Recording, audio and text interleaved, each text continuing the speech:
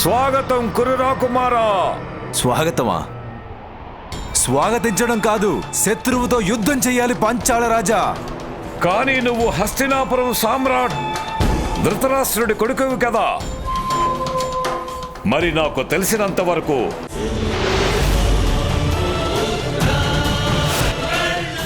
ఆగండి.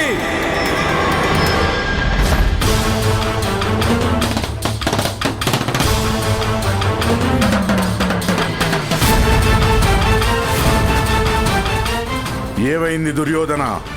గురుదేవా, ఇప్పుడు పాండవులు కౌరవులు ఇద్దరు కలిసెళ్తే అప్పుడు శ్రేష్ఠులెవరో ఎలా నిర్ణయిస్తారు మీరు? యువరాజుగా ఎవరు అర్హులో నిర్ణయించడం ఎలా కుదురుతుంది? అందుకే ఇదే మీకు నా అభ్యర్థన. ముందుగా మా కౌరవులకి పాంచాల రాజు మీద దాడి చెయ్యడానికి అవకాశం ఇవ్వండి. మొదటి అవకాశం నీకెలా దక్కుతుంది దుర్యోధన? అందరికంటే పెద్దవాడు ధర్మరాజు. శాంతించు భీమా, శాంతించు. దుర్యోధనుడు కూడా నా తమ్ముడే కదా. ఒకవేళ దుర్యోధనుడు ముందెళ్లాలనుకుంటే నాకు అందులో ఎటువంటి ఇబ్బంది లేదు. ఆజ్ఞాపించండి గురుదేవా. సరే, మంచిది దుర్యోధన. మొదటి అవకాశం నీకు నీ తమ్ముళ్ళకే ఇస్తున్నాను.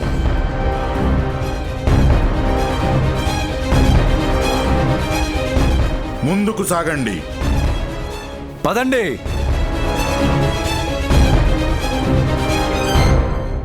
ఒకవేళ అంగరాజ్యం అభిమానం కోసం, స్వాతంత్ర్యం కోసం యుద్ధం తప్పనిసరైతే ఈ యుద్ధం జరగాల్సిందే. అసలు అంగరాజ్యం ప్రజలై ప్రాణాలతో మిగలకపోతే అప్పుడు వాళ్ళ స్వాతంత్ర్యానికి, వాళ్ళ అభిమానానికి ఎలాంటి విలువ ఉండదు కర్ణ. నువ్వు హస్తినాపురంలో ఓ భాగానివి.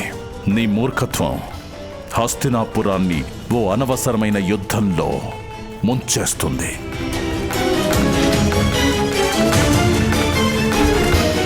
అంటే హస్తినాపురం రక్షణ కోసం అంగరాజ్యాన్ని బలిచ్చారన్నమాట. ఈ కునీతి ఎందుకు? అదే నీతి కర్ణ.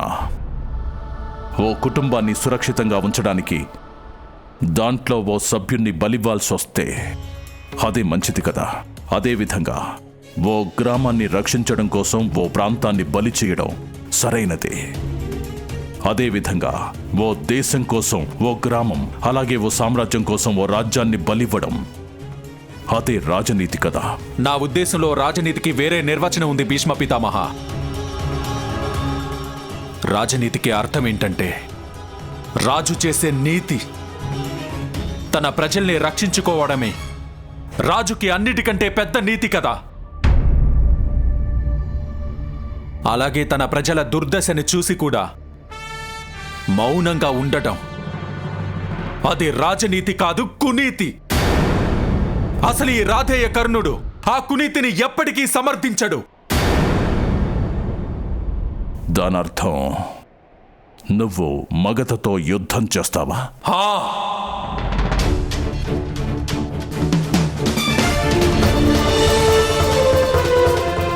చిత్తుగా ఓడిపోతావు కర్ణ.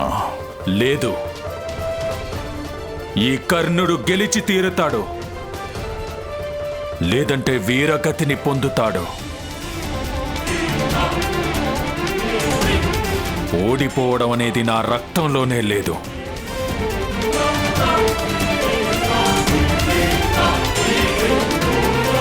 నా ప్రజల కోసం నా ప్రాణాలనైనా ఇచ్చేస్తాను. ఇదే నా దృష్టిలో శ్రేష్టమైన నీతి.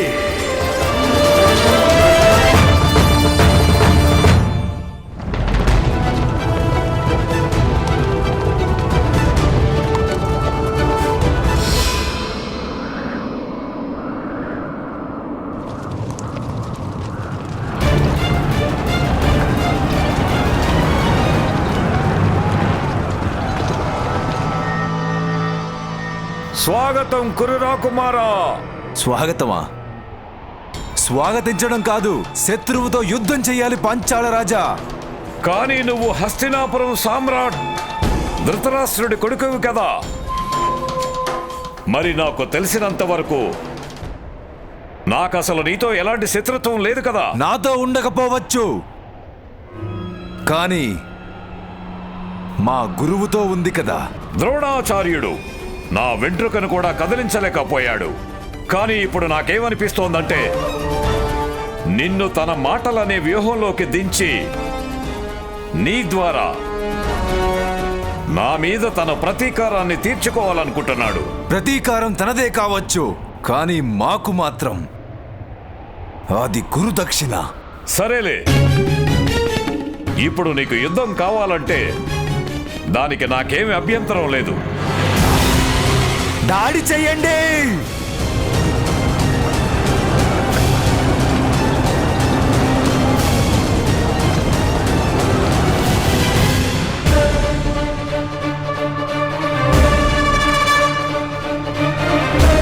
జరాసంధుడు దాడి మొదలుపెట్టాడు. ఒకవేళ యుద్ధం తప్పకపోతే అప్పుడు నేనే మగధరాజుతో యుద్ధం చేస్తాను. నువ్వు మగధరాజుని ఎక్కువసేపు నిలువరించలేవు. ఈ అంగరాజ్యాన్ని ఇప్పుడు నేనే రక్షిస్తాను. లేదు, అంగరాజ్యాన్ని రక్షించుకునేందుకు ఈ రాజు ఇక్కడే ఉన్నాడు.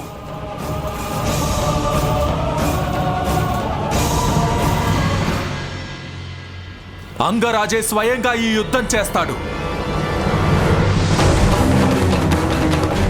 ఇదే మంచి సమయం మీలో ఉన్న భయాన్ని పోగొట్టుకోవడానికి, మీ మనసుల్లో దేశం కోసం స్వతంత్రం అనే ప్రేమని పెంచుకోవడానికి.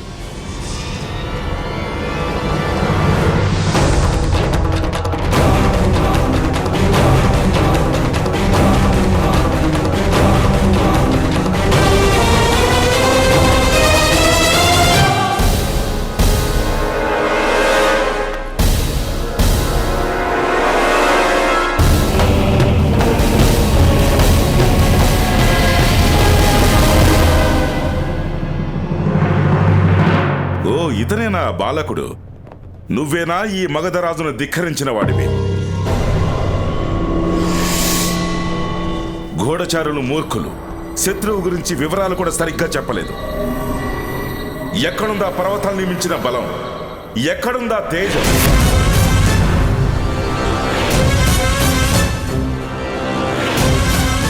ఈ యుద్ధంలో ఎవరు పాల్గొనడం లేదో వాళ్ళంతా ఇక్కడి నుంచి వెళ్ళిపోండి. ఎందుకంటే ఈ యుద్ధంలో ఎవరు నిలబడతారో వాళ్ళ శవమే ఇక్కడి నుంచి వెళుతుంది.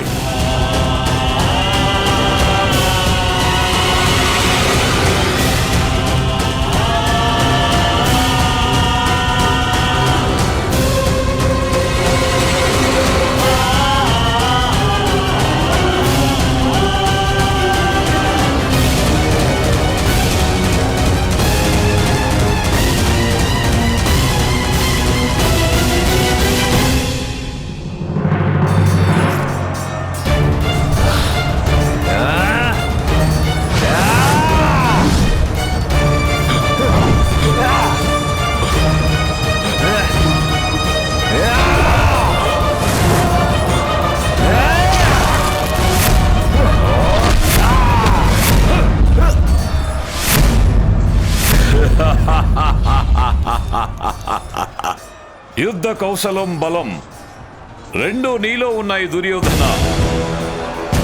కానీ నాకేమనిపిస్తోందంటే నీ గురువు ద్రోణాచార్యుడు నిన్ను గదా యుద్ధంలో ప్రావీణ్యుణ్ణి చేయనట్టుంది.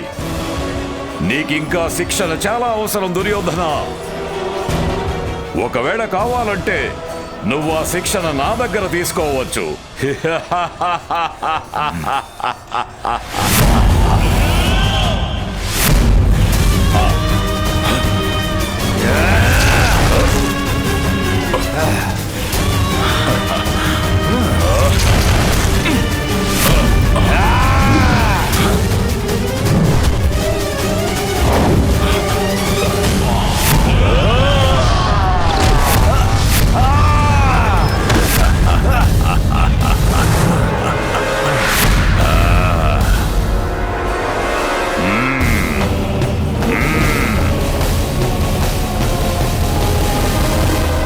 ఒకవేళ నువ్వు హస్తినాపురానికి కాబోయే సామ్రాటు అయితే ఇప్పుడు నాకు హస్తినాపురం భవిష్యత్తు మీద దయ కలుగుతోంది.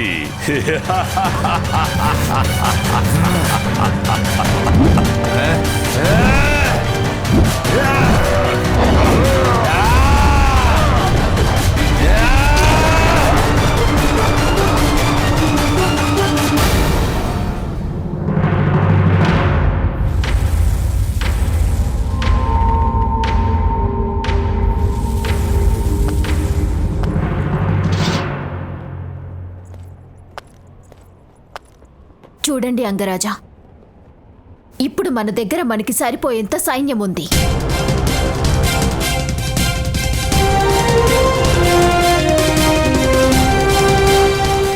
ఇది నా యుద్ధం వృషాలి. ఒకవేళ నీకే చిన్న గాయమైనా సరే అప్పుడు నన్ను నేను క్షమించుకోలేను. అంగరాజా, మీరు మర్చిపోతున్నారు, నేను కూడా అంగరాజ్యం పౌరురాలినే. ఎలాంటి పరిస్థితులు అయినా సరే నేను నా రాజుతోనే ఉంటాను.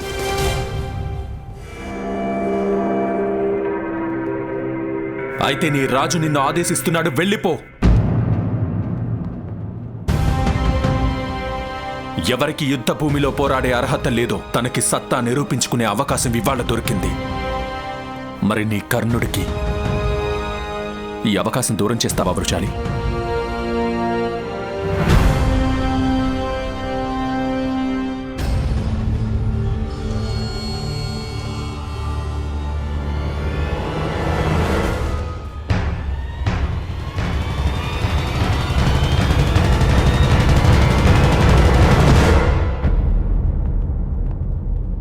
లేదు మిత్రమా, ఇవాళ మీ చేతులు దాడి చెయ్యవు. నిజానికి మీ కళ్ళు మీ కొడుకు హత్యకి ప్రతీకారాన్ని చూస్తాయి.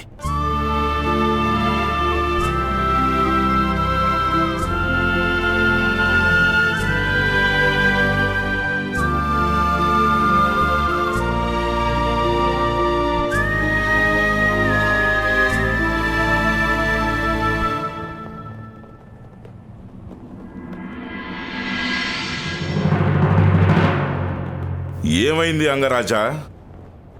నీకు భయం పుట్టడం లేదా?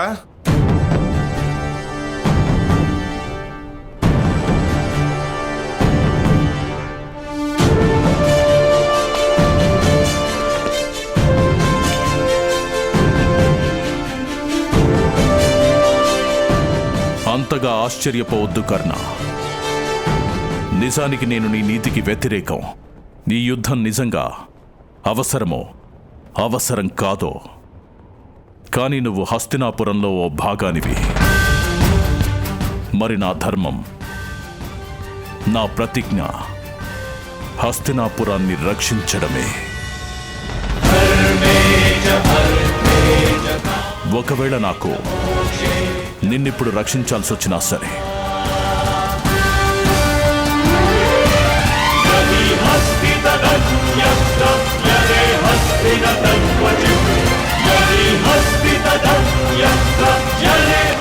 ఓ,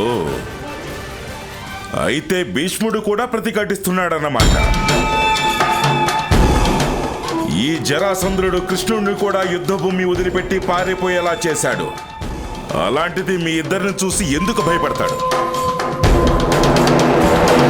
ఎలా అనిపిస్తోందంటే కాలచక్రం మీ ఇద్దరి మరణాన్ని ఈ జరాసంధుడి చేతుల్లోనే రాసి పెట్టినట్టుంది.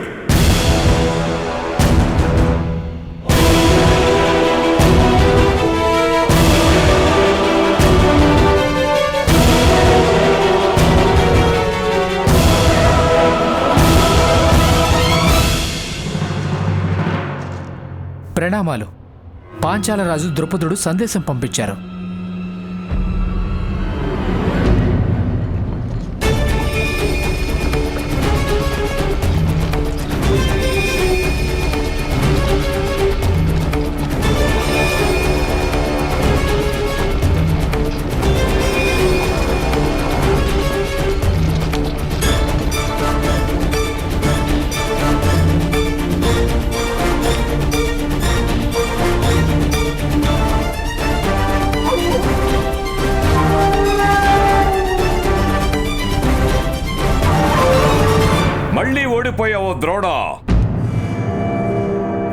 రోజున 2 సార్లు ఓడిపోయావు.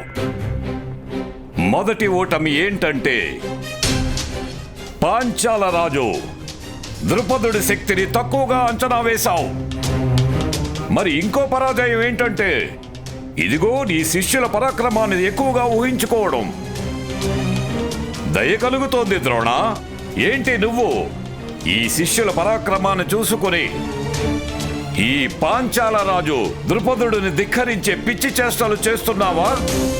సిగ్గుపడుతున్నాను ద్రోణ, నిన్ను నా సహాధ్యాయిగా చెప్పుకోవడానికి. ఎప్పుడో మన ఇద్దరం కలిసి విద్య నేర్చుకున్నాం. ఇప్పుడేం చేస్తావు? బిచ్చమెత్తుకుంటావా?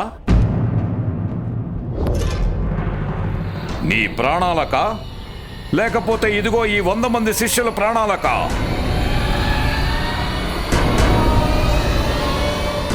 బిచ్చం ఎలా ఎత్తుకుంటారో అది నీకు గుర్తుంది కదా? లేదంటే ఇన్నేళ్లు రాజాశ్రయంలో ఉన్న తర్వాత బిచ్చమెత్తుకోవడం కూడా మర్చిపోయావా ఆచార్య ద్రోణ?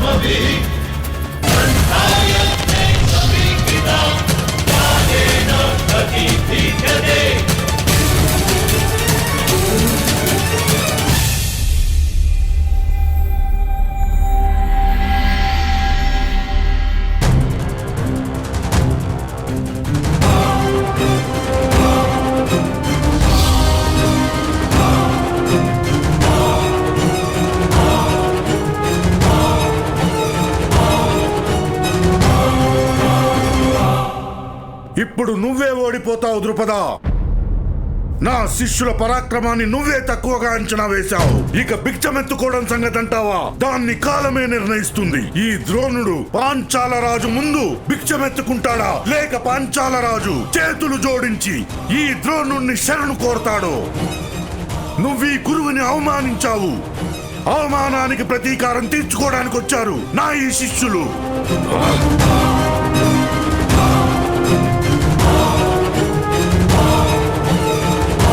అంటే నీ తూడీరంలో ఇంకా ఓ బాణం మిగిలుందన్నమాట.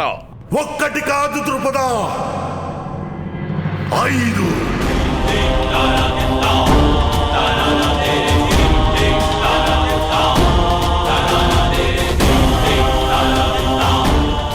అయితే సవాల్ విసిరి చూడు.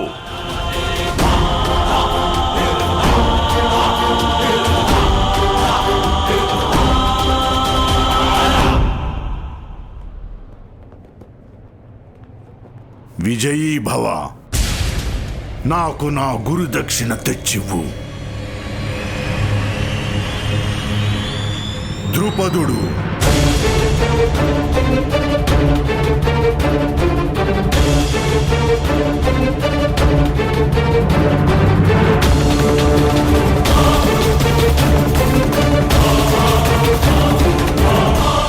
మీరు యుద్ధంలో పాల్గొనట్లేదు. మూర్ఖంగా మాట్లాడకు కర్ణ. ఇప్పుడు నేను నీకు సాయం చేయకపోతే అప్పుడు నువ్వు ఆ జరాసంధుడి ముందు ఒక్క నిమిషం కూడా నిలబడలేవు. బహుశా భీష్మ పితామహులు ఆయన ఏం చెప్పారో మర్చిపోయినట్టున్నారు. హస్తినాపురం రక్షణే తన మొదటి కర్తవ్యం. మీ ధనుస్సు నుంచి వెలువడిన ఒక బాణం హస్తినాపురాన్ని ఓ మహాయుద్ధం వైపుకి నడిపించొచ్చు. అందుకే మీరు ఈ యుద్ధంలో పాల్గొనడానికి వీల్లేదు.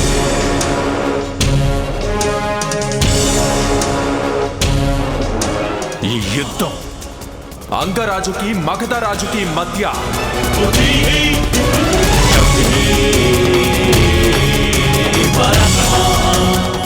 అంగరాజు కర్ణుడు యుద్ధానికి సిద్ధంగా ఉన్నాడు. మగధరాజా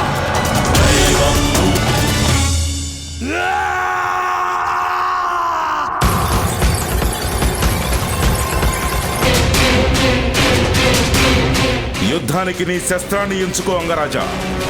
నేను అంగదేశవాసిని, మీరు మగధవాసి. అలా చూస్తే మీరు మాకు అతిథులవుతారు. అందుకే నేనే మీకు అవకాశం ఇస్తున్నాను. ఏ విద్యలో మీరు నిపుణులో దాన్నిప్పుడు మీరు ప్రయోగించొచ్చు. నీ దృష్టిలో నేను అతిథిని, కానీ నా దృష్టిలో నువ్వు శత్రువి కర్ణ. మరి జరాసంధుడు శత్రువు యొక్క ప్రబలమైన బలాన్ని ధ్వంసం చేయటంలో నైపుణ్యం కలవాడు. నువ్వు ధనుర్ధారివని నాకు తెలిసింది. నేను ధనస్సుతోనే నీతో యుద్ధం చేస్తాను.